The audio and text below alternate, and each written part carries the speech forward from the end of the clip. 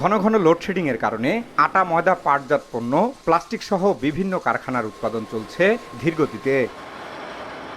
সাধারণ সময়ের মতো কর্মচাঞ্চল্য থাকলেও বিদ্যুৎ বিভ্রান্তে বারবার থেমে যাচ্ছে ঠাকুরগাঁও বিসিক শিল্পনগরীর উৎপাদন কার্যক্রম। শ্রমিকরা কাজের প্রস্তুতি নিয়েও অনেক সময় বসে থাকছেন অলসভাবে। এতে সময়মতো পণ্য সরবরাহ করতে পারছেন না উদ্যোক্তারা।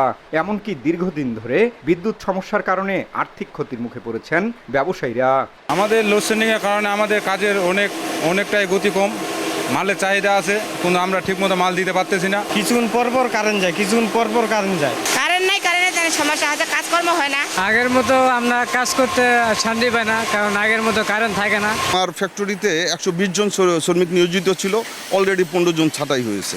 বিসিক কর্তৃপক্ষ বলছে, উৎপাদন ব্যাহত হওয়ার বিষয়টি বিদ্যুৎ বিভাগকে জানানো হয়েছে। দ্রুত সমস্যা সমাধানে উদ্যোগ নেওয়ার আশ্বাস দিয়েছে বিদ্যুৎ বিভাগ। আমি যদি আধা ঘন্টা রাখতে পারি, তাও দেশের কি এটা জিডিপিতে ভূমিকা পালন করবে। নেস্কো বরাবর একটি চিঠিও দিয়েছি, যাতে এখানে বিদ্যুৎ সংকটটা নিরসন করা যায় এবং যে সময় লোডশেডিংটা হচ্ছে তার আগে যাতে শিল্প ইউনিটগুলোকে যাতে অবগত করা হয়। বিসিক শিল্পনগরীর 56টি ইউনিটের মধ্যে 25টি খাদ্য প্রক্রিয়াজাত শিল্প। জিয়াউর রহমান বকুল, সময় সংবাদ, ঠাকুরগাঁও।